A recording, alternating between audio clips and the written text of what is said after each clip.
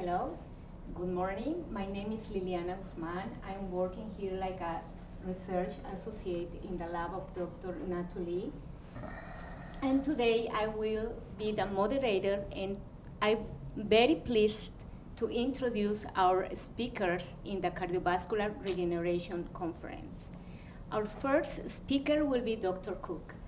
Dr. Cooke was recruited to Houston Methodist since 2013. He is the chair of the Department of Cardiovascular Science and the director of the Center of Cardiovascular Regeneration in the DeBake Heart and Vascular Institute. He was trained in cardiovascular medicine and obtained his PhD in physiology in the Mayo Clinic. Later on, he joined Harvard Medical School and an assistant professor of medicine. Then, in 1990, he was recruited to Stanford University School of Medicine as an appointed professor in the Division of Cardiovascular Medicine and associate director of the Cardiovascular Institute. With a very successful career, he has published over 500 research papers, reviews, book chapters, and patents. He serves on national and international committees at the American Heart Association, American College of Cardiology, Society for Vascular Medicine, and the National Heart, Lung, and Blood Institute. Moreover, he has served as president of the Society for Vascular Medicine, as a director of the American Board of Vascular Medicine, and as an associate editor of Vascular Medicine. His talk today is called "You Are Only as Old as Your Endothelium: Role of Endothelial Homeostasis in Cardiovascular Health." Thank you, Liliana. Thank you, Liliana, for that kind introduction. And thank you for joining us today at the Center for Cardiovascular Regeneration at the Houston Methodist Research Institute. I'm going to talk today about something that I have great interest in, the endothelial health. And the endothelium is very important in cardiovascular disease. I don't need to tell this audience how important cardiovascular aging is. Atherosclerosis is a major manifestation of cardiovascular aging, and it's a major cause of death and disability in this country and in the world, by the way. Globally now, atherosclerosis is the major cause of death globally. So we need to do something about that. Stroke, heart attack, renal vascular disease, heart failure, these are all related to vascular diseases, and primarily atherosclerosis. Vascular disease, atherosclerosis, typically begins with endothelial dysfunction. What do I mean by that?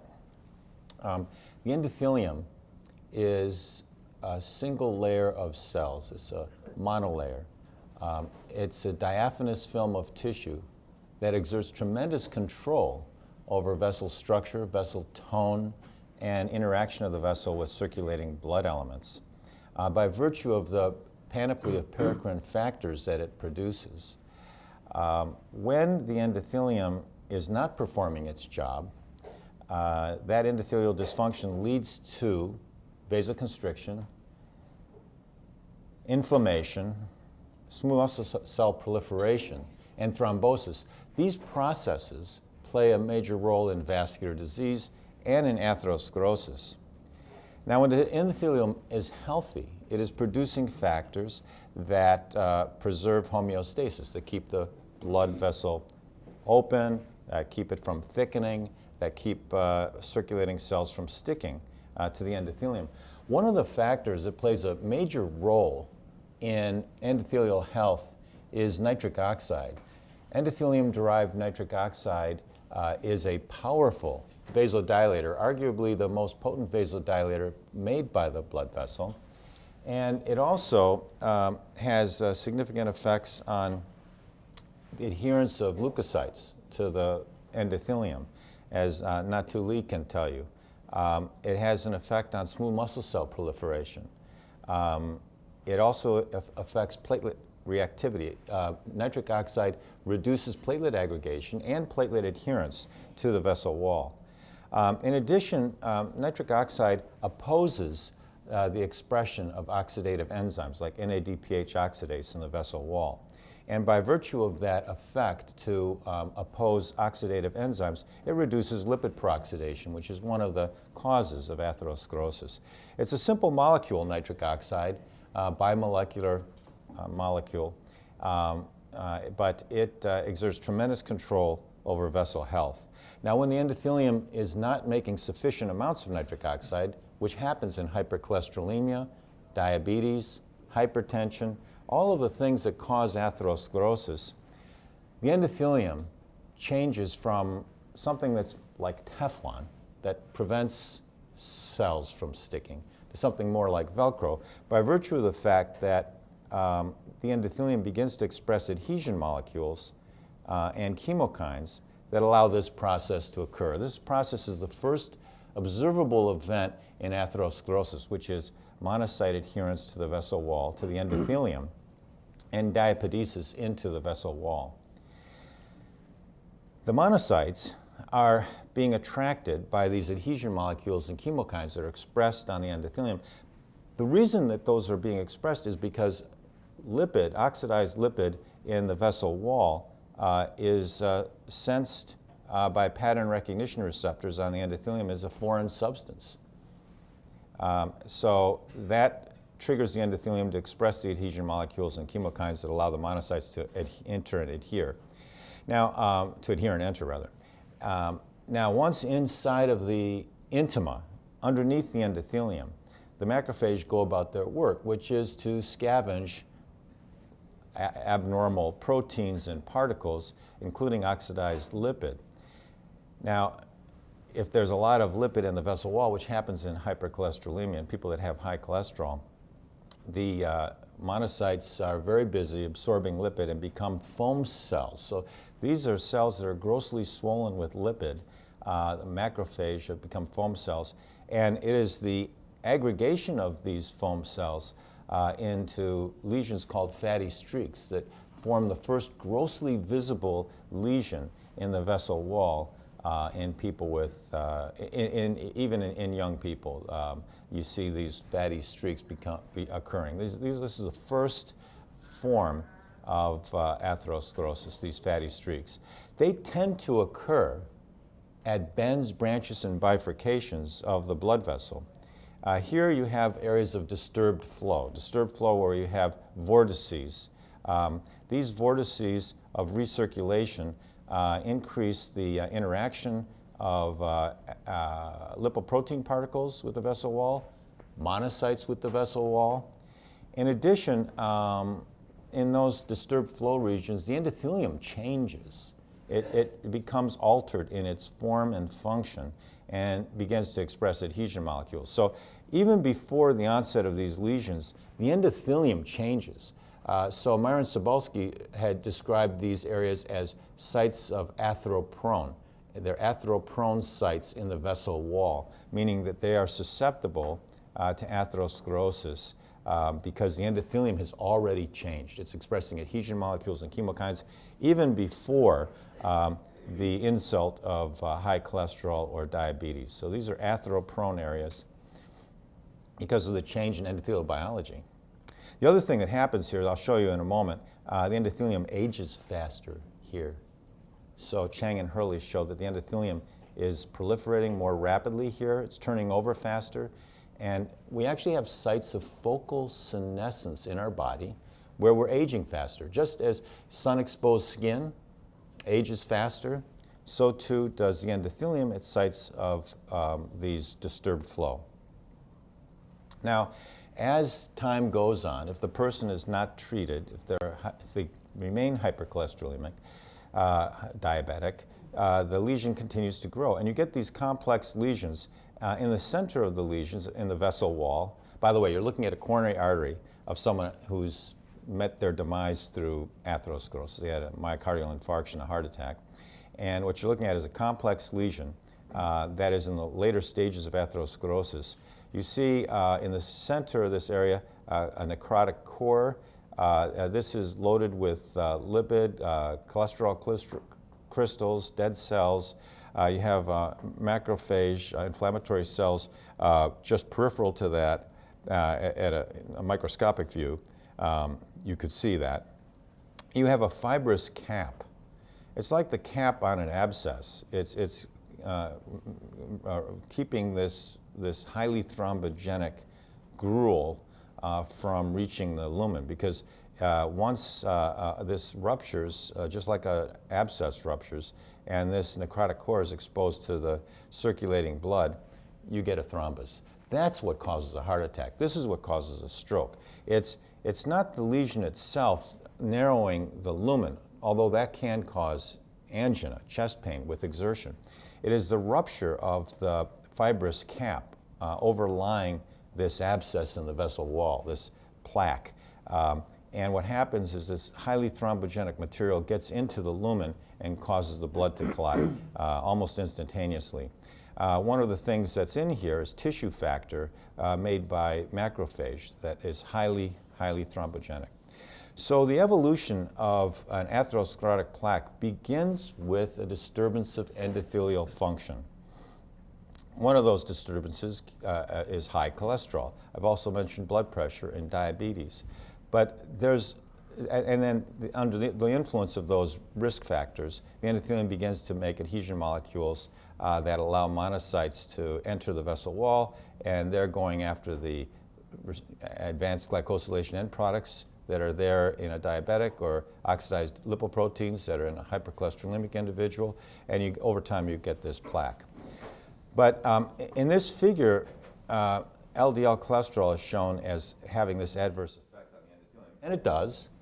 But there's another factor that's even greater than high cholesterol in terms of causing risk for atherosclerosis. Can anyone tell me what that is? What is the major risk for developing atherosclerosis, developing a heart attack and a stroke? What's a major risk?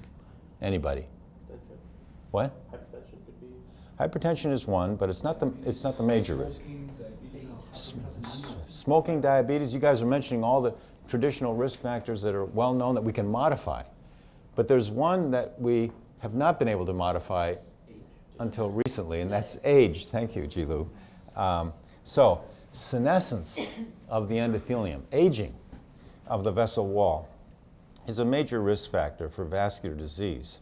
The normal endothelium is aligned with flow and as I mentioned, producing this panoply of paracrine factors that maintain vascular health.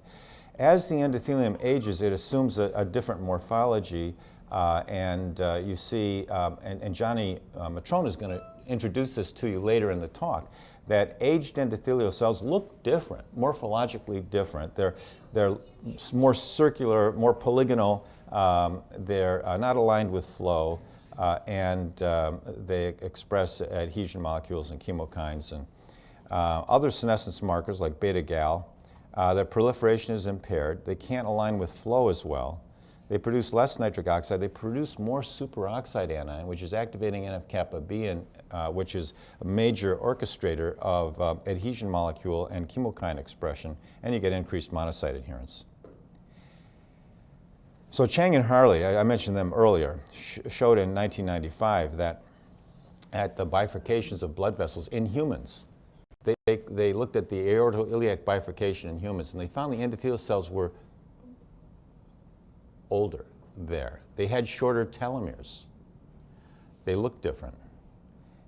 As opposed to the internal mammary artery, which runs down your chest wall, that's a nice straight vessel. The flow is nice and laminar. It's not disturbed.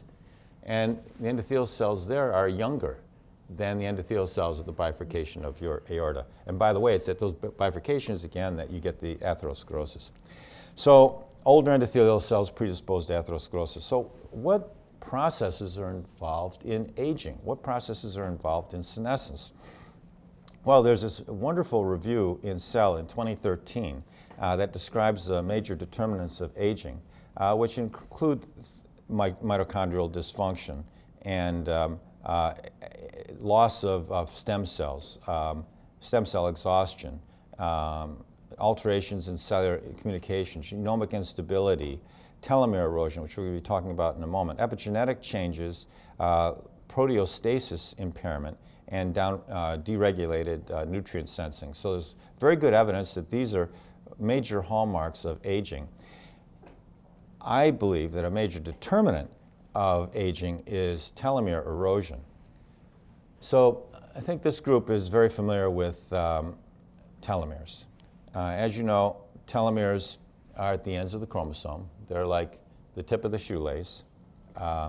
And they consist of thousands of hexanucleotide repeats, TTAGGG. And 50 to 200 nucleotides are lost with each cell division. So that's replicative loss. With replication, you do lose some bits and pieces of the telomere because of this end replication phenomenon, end replication problem.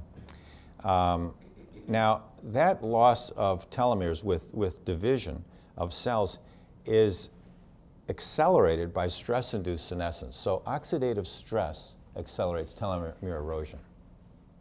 Now that's significant because every risk factor for cardiovascular disease also causes oxidative stress.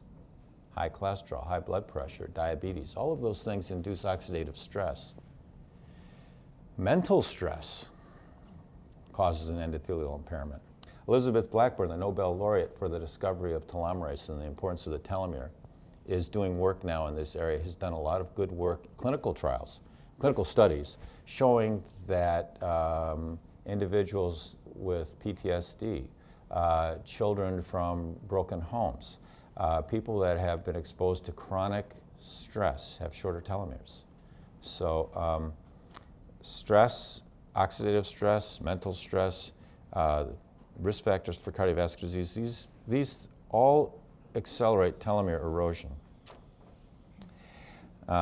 Also, interestingly enough, decreased telomere length has been associated with major adverse cardiovascular events, that's MACE, and with diabetes. I mentioned already that aged endothelial cells have short telomeres. And I think we all know that somatic cells don't express telomerase, so somatic cells can't normally restore the ends of the telomere. Somatic cells are subject to aging, I believe, and a lot of people believe, in part because they can't restore the telomere. What about IPSCs, induced pluripotent stem cells? What about embryonic stem cells? Do they express telomerase? They do. They do. Those pluripotent stem cells express telomerase, and this is one reason, maybe a major reason, why they have this ability to proliferate indefinitely. You know, in theory, an IPSC can proliferate indefinitely because it expresses telomerase. Some other cells express telomerase. Adult stem cells can have some partial expression of telomerase and partially restore their telomeres. T cells, T effector cells, when they're undergoing rapid replication, can express telomerase a little bit, and it ameliorates some of the telomere erosion that occurs with the rapid telomere, with the rapid replication. But endothelial cells don't express telomerase, so they get old.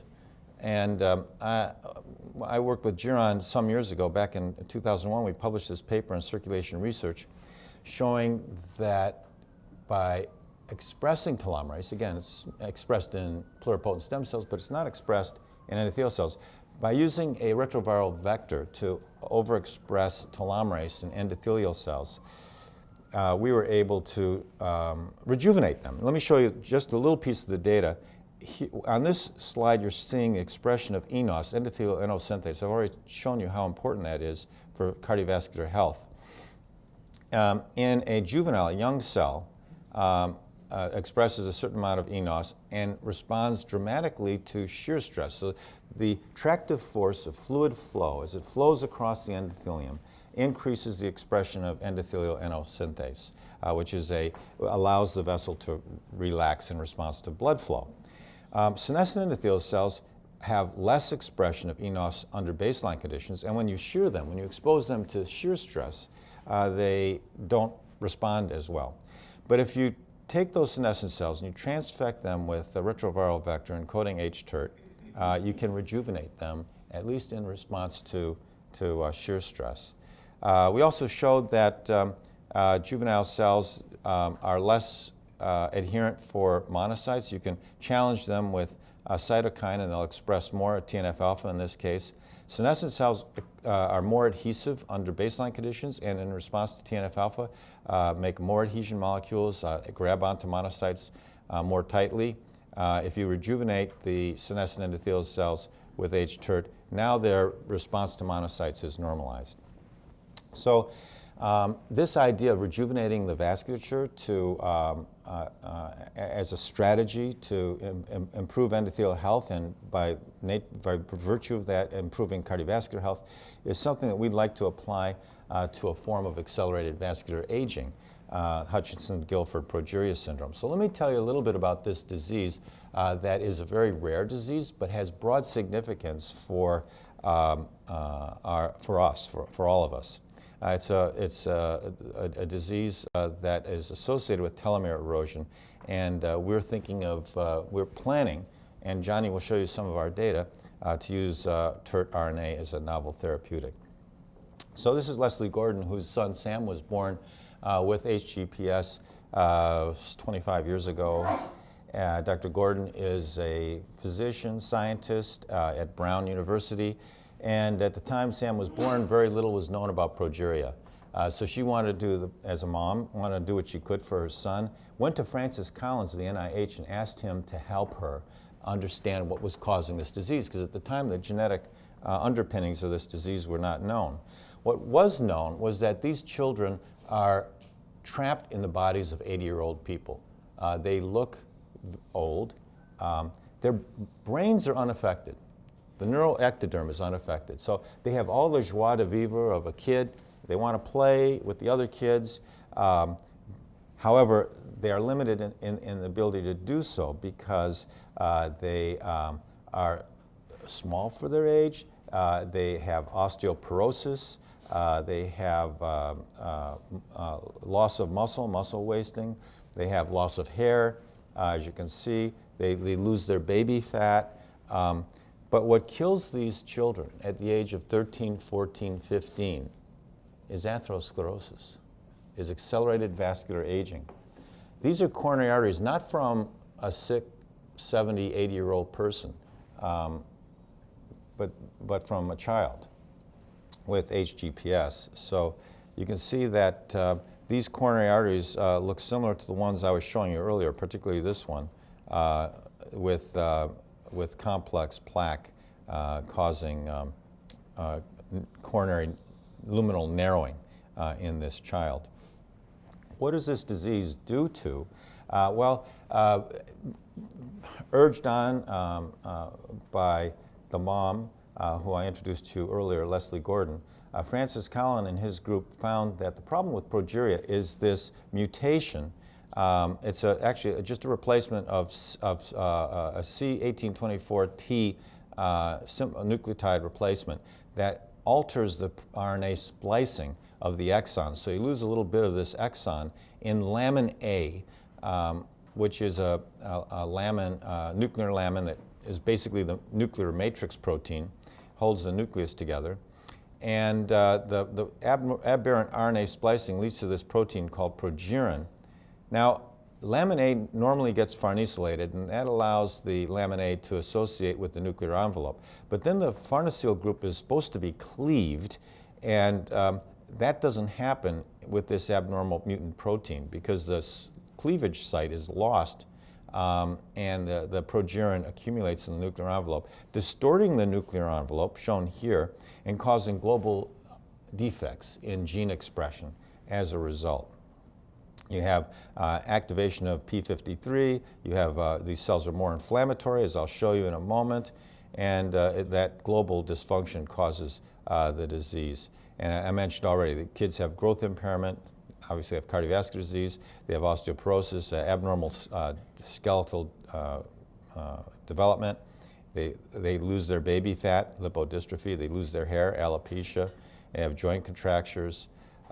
So this is a spontaneous mutation of the lamin A gene, which causes aberrant RNA splicing, an abnormal protein that remains farnesylated. It accumulates in the nuclear envelope and distorts the nuclear architecture. Now, some good news for these children. Leslie Gordon has been fighting to find something that works for these kids. There was a trial of a farnesyltransferase inhibitor to inhibit the farnesylation of the protein. And it seemed to help these children. It improved their vascular elasticity. This is pulse wave velocity. A high pulse wave velocity indicates a rigid vessel. Lower pulse wave velocity indicates a more compliant vessel. Treatment with this farnesyltransferase inhibitor, lanafarnib, improved vascular compliance. The kids gained weight on the therapy. Normally they don't gain any weight. Pulse wave velocity was normalized. And the treated children lived 1.5 years more than expected, and now there's just a recent report out that these kids are actually doing much better than untreated children. So that's promising. But there's still more to do. We still have a long way to go to ameliorate this disease. Another trial that's going on right now is combining lanafarnib with rapamycin. Rapamycin, as you know, improves proteostasis. It helps to clear out abnormal proteins. And there is evidence in HGPS fibroblasts that rapamycin can increase the removal of progerin from the cell, reduce nuclear blubbing, delay cellular senescence, and increase the cellular lifespan. But we'd like to talk to you today. Gianni's going to be talking about his work on a novel therapeutic avenue for this disease, which was initiated a few years ago by Timo and Jan, whose hypothesis was, what can we do? There's already evidence that inhibition of farnesylation can help, but still these kids, by the time they get treated, have short telomeres. They have telomere erosion. Could we improve on this therapy by overexpressing HTERT and reversing the telomere erosion? And there's good reason to think so, because when I was back at Stanford, we showed that, with Helen Blau, showed that RNA TERT could rejuvenate fibroblasts. And what I'm showing you here is a population doubling over time, and after 40, 50 population doublings, fibroblasts, human fibroblasts, start to poop out. They're no longer proliferating. But with one transfection of HTERT RNA, we showed that we could increase telomerase activity, increase telomere length, and increase replicative capacity of the cells. With 3 treatments, we got further benefit. These treatments were separated by a period of 48 hours. And after that treatment with mRNA, HTERT, using lipofectamine, simply using lipofectamine to get the RNA into the cell, we were able to get an increase in telomerase activity, extend the telomere. And what was interesting was that after the cells started to poop out again, we could transfect them a 4th time and get further benefit. The increase in replicative capacity was also, we also observed an increase in telomere length and a reduction in beta-galactose senescence markers. Of course, we're not using retrovirus like I did 15 years ago. We're using RNA. And the advantage of a non-viral gene therapy is it doesn't immortalize the cells, it doesn't alter the genome. And our RNA core has now, over the last almost 3 years, has developed processes that will allow us to produce the RNA, synthesize it, purify it, qualify it, clinical grade. So Roman is leading the GMP effort up into the 12th floor with the team. It's a team effort and involves everybody. Now, Jan took the RNA that was purified by generated by our RNA core and purified by Roman and Emily, and looked to see if it could improve the behavior of fibroblasts from these children. So we got fibroblasts from these children, and normally these cells express a fair amount of beta-gal, and they grow very poorly. These are fibroblasts in light blue. growing in culture. And you can see that these HGPS fibroblasts grow very poorly in culture. Over a period of 2 months, basically the cells grow from 4,500 to 95,000, but then decline to 24,000 cells again. They grow very poorly, just like the children. But 3 transfections with HTERT over the course of 1 week markedly improved the replicative capacity of the fibroblasts, markedly improved, and also reduced the number of beta-gal cells. Here's the data with HTERT in terms of beta-gal expression. Lonafarnib, by contrast, the drug that's being used today in these children, was not nearly as good as HTERT transfection. So increasing telomerase activity seems to be superior in that respect. We also looked at something else, this SASP phenotype, senescence-associated secretory phenotype. So old cells make other cells sick because they make inflammatory cytokines. They make inflammatory cytokines that can induce atherosclerosis and other inflammatory diseases. So what was the effect of HTERT RNA on this SASP phenotype? Well, I can tell you that before we started to purify the RNA, we didn't see any benefit with HTERT, because HTERT itself is immunogenic if it's not purified. It's not the RNA itself, but it's the impurities that are generated during in vitro synthesis. But our group has developed processes to remove those impurities, like RNA, DNA hybrids and abortive transcripts. And now our purified RNA is very well tolerated by cells. And as a result, the inflammatory phenotype, I'm just showing you IL-6 here, but we looked at multiple different cytokines. The inflammatory phenotype, which is manifested by these HGPS cells, increased IL-6 in this case, was reduced by HTERT almost to normal levels. BJ fibroblasts are from neonates. These are neonatal fibroblasts, so they're very healthy. They don't make much inflammatory cytokines. And the HGPS cells, after treatment, were almost normalized. By contrast, lonafarnib really doesn't have any benefit at all. In fact, makes matters worse. The senescence-associated secretory phenotype is worsened by this farnesyltransferase inhibitor. Everolimus, which is now in clinical trials, didn't seem to have much benefit in terms of the senescence-associated secretory phenotype. And in fact, combining everolimus or lonafarnib with TERT was disadvantageous. So there was no synergy in this case between these agents and HTERT. Now, the other thing I mentioned, in this disease, you get this deformation of the nucleus due to the accumulation of the progerin in the nuclear envelope. And one of our questions was, what happens to the nuclear envelope with HTERT? We didn't expect to see any benefit, because we're just lengthening the telomere, right?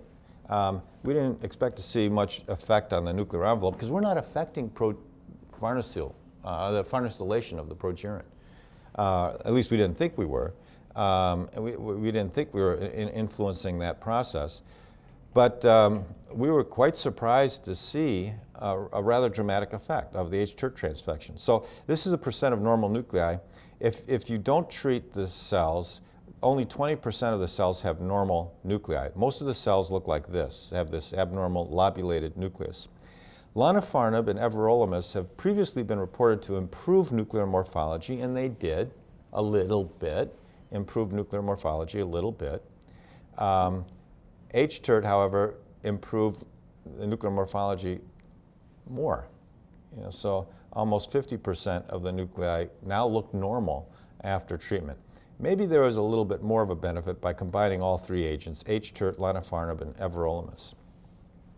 So, summarizing, I'm going to hand the baton over to Gianni with your introduction. What we've shown is that we can increase the telomere length in progeria fibroblasts with HTERT mRNA. It promotes cell proliferation, reduces senescence markers, and it's superior to the current treatments for these children, markedly superior. But what we now have to do is we have to reproduce this work in HGPS endothelial cells, because we've been working with fibroblasts. We have to deliver a method to deliver the RNA systemically to vessels. And Fahar, I'm hoping to get your help with that. and we need to test the safety and efficacy in a preclinical model. So may I ask you to introduce Gianni? I'll switch with you. Okay. Our second speaker is Gianni Matrone. He's one of the first postdocs to join Dr. Cooke's lab in 2013. Among his other accomplishments, Gianni has been finalist at the ATVB Early Career Investigator Award competition in 2016. Recently, he has been awarded the Cooke Fellowship and has been promoted as junior faculty member. Today, he's going to give us an update on his Progeria research project. Okay. Good morning to everybody. So the title of my work in progress is Therapeutic Vascular Rejuvenation for HGPS patients. So this is because one of the main problems in the HGPS patient is the endothelium. So we want to try to cure the endothelium. So as a first step, we wanted to generate and characterize endothelial cell derived from induced pluripotent stem cell from control and HGPS patients. When we say control, we mean the father of these patients that we use as a control. So first of all, these are just some cell in culture. So these are HGPS IPSC in vitro, and you can see how they look like after. So these are after 2 days after culture of this cell. So you can see many colony, and this is a little bit higher magnification how they look like. So these are very, very similar to control IPSC. So as IPSC in control and HGPS patient are very similar. Then we will see that endothelial cells do not look the same. So first of all, we characterize IPSC from a normal and HGPS patient. We did the immunostaining for marker of pluripotency using OCT4, TRA160, SOX2, and SSEA4. These are all marker of pluripotency. SSEA4 and the TRA160 are a membrane marker. And OCT4 and the SOX2 are two transcription factors that are very important to maintain the self-renewal capacity of this cell. And you can see that either in the control, you can see in HGPS, non-HGPS is the control compared to the HGPS. You can see that the expression of this marker is very, very similar. After immunostaining, we did also a FACS analysis. So we took this cell, we went to the FACS, and we saw what was the amount of endothelial cell that were generated from this IPSC. And we saw that both IPSC from normal and from HGPS patient can generate endothelial cell. However, the percentage was lower compared to the control. In this case, we see that was a 61.7% in HGPS patient compared to 89% from normal people. And then we used our protocol to differentiate this cell, and then we wanted to characterize this IPSC-derived endothelial cell. So you can see here that we characterize with the two main markers of the endothelial that are marker of endothelial differentiation, that is a CD31 and the CD144, that is a VE-Cadherin. And we see again that these two markers are both expressed in the non-HGPS. This is a merge images. So you can see that they are both expressed in non-HGPS patient and HGPS IPSC endothelial cell, and both markers are expressed. However, by looking at this image, you can see that there is some difference in the morphology, in particular in this lower image here. And so that's why in the next image, I'm showing you some data of the analysis of the morphology and the shape of this cell. So we saw that HGPS IPSC endothelial cell are larger, and show a more round shape compared to normal. So we use a formula where when the result approximates to 1, this means that this cell have more round shape. Whereas when the value is approximate to 0, it's more a linear shape that is more typical of normal endothelial cell. as you can see in the bar graph here, so this is the cell area. So we have an increase in the cell size, but we have also an increase in the cell shape index. This is, as I say, these are a marker of roundness of this cell. So this means that this cell seems more round compared to normal. This roundness is more mean that these cells are more similar to senescent cell, because this roundness of cell is a marker of senescence. In addition, either non-HGPS and HGPS IPSC-derived endothelial cells were positive to the uptake of acetylated low-density lipoprotein. This is the acetylated LDL is a marker of the endothelial differentiation. And we saw that also in this case, although HGPS uptake, HGPS can take this molecule, this uptake capacity is lower, significantly lower compared to the non-HGPS through a fluorescent analysis. In addition, nitric oxide production is also an important factor of the functionality of an endothelial cell. And we saw that HGPS derived endothelial cell produce less nitric oxide, significantly less compared to non-HGPS. Furthermore, MMQ-PCR showed that HGPS IPSC-derived endothelial cells have shortened the telomere compared to passage-matched normal IPSC endothelial cell. In the y-axis, you can see this ratio that is a TS, mean telomere on single copy genes. In this analysis, this technique wanted to use two different primers. One for a single copy gene that we know is expressed once as a gene in the cell, and compared to the telomere, when they use the primer that can have the probability to attach to several as a nucleotide repeat. As more as a nucleotide repeat are present. So this means that if telomere are longer, there is more probability for this primer to attach to the telomere and to increase the number of to increase the product of the PCR. That's why when the T on S is higher, this means these telomere are longer. And in this case, you can see that non-HGPS have much longer, significantly longer telomere compared to HGPS patient. Or otherwise, we can say that HGPS patient have significantly shortened telomere compared to control. And so we analyzed here the capability to proliferate of this cell, and we use a quite a nice technique that can measure real-time increase of cell number in vitro. And so the cell index is a measure of the impedance, because this machine uses gold microelectrodes, so that are just underneath this plate. And so when this cell attach and proliferate, the more cell there are, so the higher is the impedance of this. This impedance results in a value that is named the cell index. And as you can see, this value is much higher, because there is much more impedance in the non-HGPS IPSC endothelial cell, because they proliferate much faster compared to HGPS patient, as you can see the red line.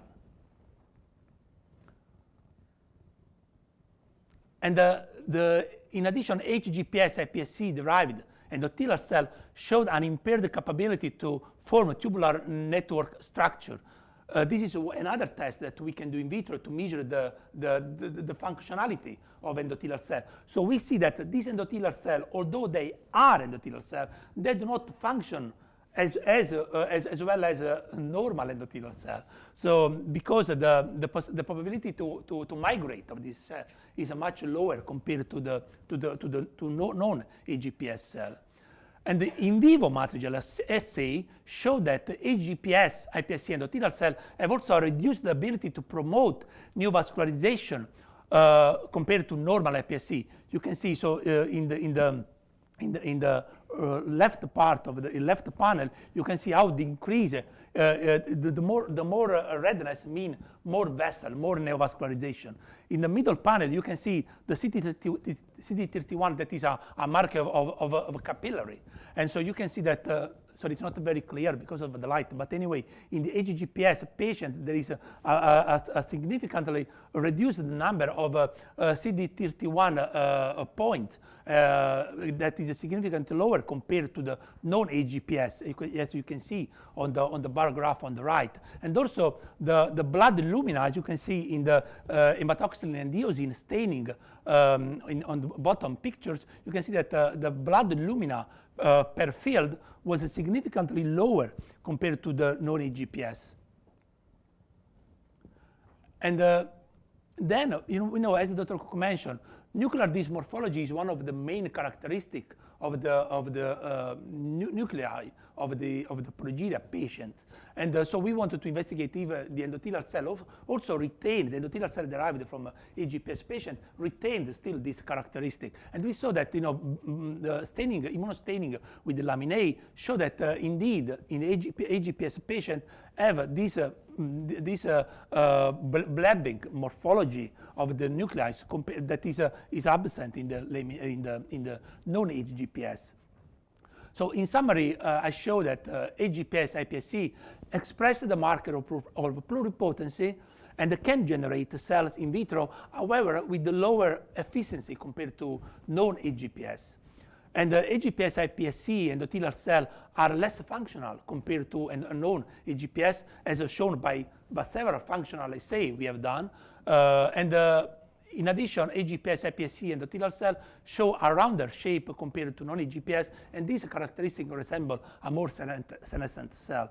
That's why in our experiment now, we want to try to cure this cell. And we want to do this by assessing the effect of HTERT mRNA produced by our RNA core in normal and HGPS IPSC endothelial cell. And then hopefully we will be successful in this, and we want then to test the efficacy of this possible therapy of the come from the mRNA treatment in a progeria mouse model. There are a few of them, so we are selecting one of them, and then to develop the regulatory roadmap for a clinical trial in HGPS. So I want to thank all the Center for Cardiovascular Regeneration, in particular for the data I presented, some of my colleagues, including Raj and Shu and Brandon Walter, that is not here, and all other colleagues that helped me. Thank you so much.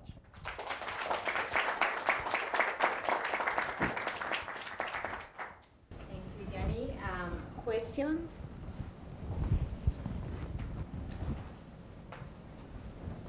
Okay. Thank you. So, Dr. Cooke, I'm interested, very enjoy your beautiful talk. So I understand that you try to use mRNA HTERT in the treatment of progeria, but you also mentioned that at the site of atherosclerosis, so there is focal senescent endothelial cells. So could you give us some insight? What is the possible that you can use mRNA HTERT in the treatment of atherosclerotic-related disease? Mm-hmm. Yes. Thank you, Natu. So the question is, how are we going to use this approach to treat vascular aging? RNA, messenger RNA, the HTERT is effective in rejuvenating cells. We need to develop methods to get the RNA into cells in vivo. So the major hurdle for this RNA therapy and most other RNA therapies is delivery. So we're working with our nano colleagues to develop methods for systemic delivery. So that's going to be a big hurdle to overcome. In the meantime, for other disorders, the low-hanging fruit for us is to rejuvenate cell therapies where we can use electroporation or some other means to get the RNA into cells. So in that case, that would be ex vivo. So we wouldn't have to do that systemically. We can treat cells ex vivo. For example, cancer immunotherapy, T-cell immunotherapy, we may be able to improve with HTERT. And what we have funding from this institute to improve immunotherapy for neurodegenerative disorders. So Stanapel has data that T-cell therapy, Treg therapy, can be useful for ALS. So we're going to improve that therapy with telomerase, RNA telomerase, using electroporation. Thank you. I would like to ask also Gianni. So you mentioned that the IBS from progeria, lack of, it seems to me that lack of ability to differentiate it to a normal endothelial cell, right? So how do we know the role of distal flow on the ability to differentiate from IBS cell to endothelial cell? I think that is critical. She's asking about why not use shear stress to help you differentiate IPS to ECs, because ECs are responsive to shear stress tractive force. We definitely, this is a part of the study we would like to help with your help probably. So we would like to do that. We wanted to completely understand how these endothelial cell derived from IPSC, HGPS patient look like. So the shear stress, we think is an important characteristic. So as you know, we are working now on the optimization of the culture of this cell, and then we are very happy to start a collaboration with you. But actually, I suggest that first we can look at IBS cell under distal flow.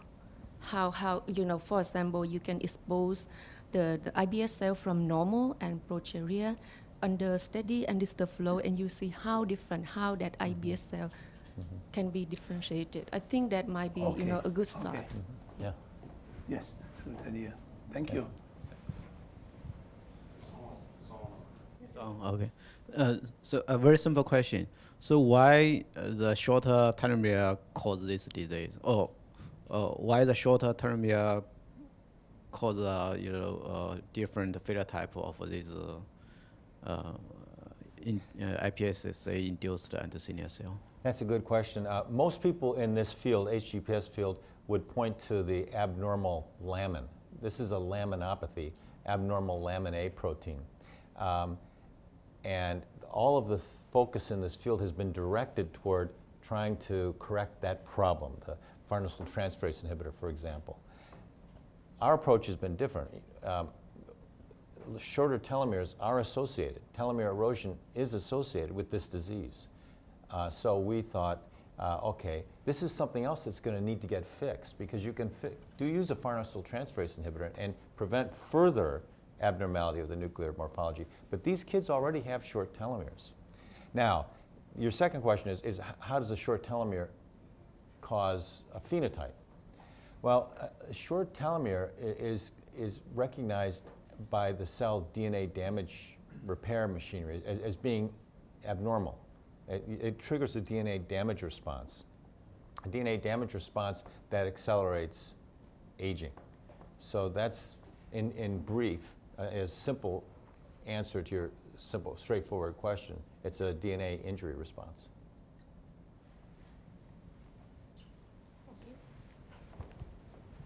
I have a question about the Progeria disease. So the first question is the lipoprotein profile normal in this patient? And the second question is, as we know, the CHIP is important, the canonical hematopoiesis is an important disease for this atherosclerosis. Does you find some bias or some abnormalities associated with hematopoietic stem cells? The third question is, since you mentioned that senescence is a main driver for atherosclerosis, I assume this patient has homogeneous senescence associated using all the vascular bed. But why is the coronary artery the most sensitive vascular bed to affect, but not stroke? Let's see. Or did you see the lesions distributed evenly around the whole vasculature? Do you want to answer those questions? As usual, Dr. Fang asks tough questions. So let me take the last one first. And you're wondering about the heterogeneity of the vascular abnormality in these kids. I showed you that they die of heart attack and stroke. And your question is, why don't we see disease in other vessels? Perhaps we haven't looked hard enough. That's one possible answer. I would point out, though, that atherosclerosis in all of us is heterogeneous. the distribution of atherosclerotic plaque, whereas although it tends to occur at bends, branches, and bifurcations, there are areas in the body where it doesn't occur at those sites. For example, in the arm, we have bifurcations, we have disturbed flow in our arm vessels, but you don't see atherosclerosis causing significant narrowings. There's some atherosclerosis in arm vessels, in the brachial artery, for example, but it's very mild. The only atherosclerosis you get really in the upper extremities is in the subclavian artery. People can get subclavian stenosis, but generally the upper extremities are not affected. What is the mechanism for that heterogeneity? We don't know entirely. It may be differences in where the endothelium was derived from embryologically. It may be differences in endothelial functions. There are regional differences in endothelial function. There's a whole book by William Aird from Boston, Beth Israel. William Aird's written a whole book on endothelial heterogeneity. It's in my office if you want to read it. So I hope that answered your third question. Now your other question was, what? Your other questions?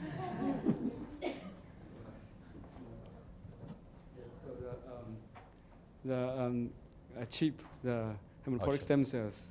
Yeah. So CHIP.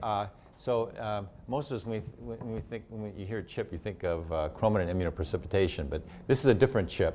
This is clonal hematopoiesis of indeterminate potential.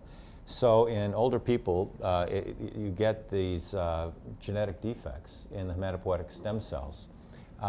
Typically in epigenetic modifiers, they've been described in epigenetic modifiers, mutations, somatic mutations that occur with aging. With aging, you get somatic mutations. And some of those mutations can cause tumor, right? Or in the case of blood cells, leukemia. Well, clonal hematopoiesis of indeterminate potential is a mutation in hematopoietic stem cells that does cause an increase in proliferation, but not leukemia. So there's, in those HSCs that have this mutation, typically in an epigenetic modifier, they have a greater proliferative capacity. So that subset of cells tends to expand in your blood pool, and you see the mutation in not all the white blood cells, but in more and more white blood cells over time. Sometimes it can lead to leukemia. Anyway, your question is, is there any relationship between CHIP and progeria? And the answer to that is I don't know. But that is something that would be interesting to look at. I should say one thing, though, that progeria primarily affects the mesodermal line.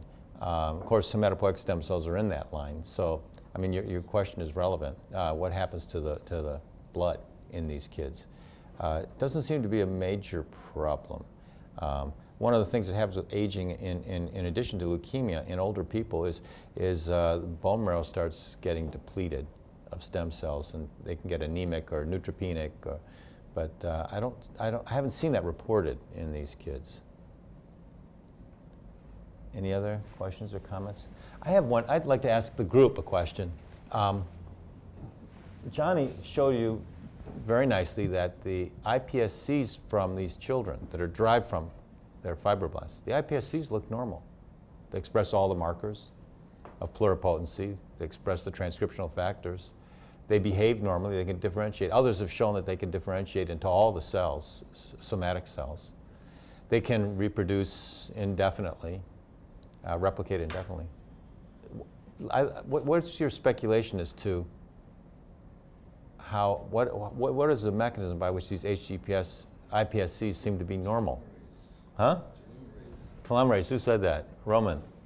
I think that's right. I think that's true. And there's good evidence from a Singapore group that has an ESC line, embryonic stem cell line, that overexpresses progerin. So these cells express progerin. When they're differentiated, the cells from which they're the derivatives look like HGPS cells. They're abnormal.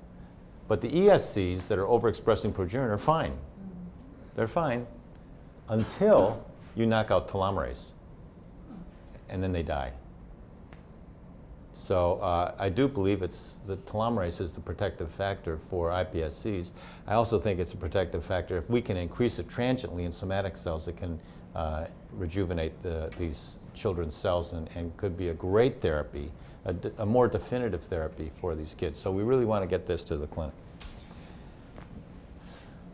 Okay, other question?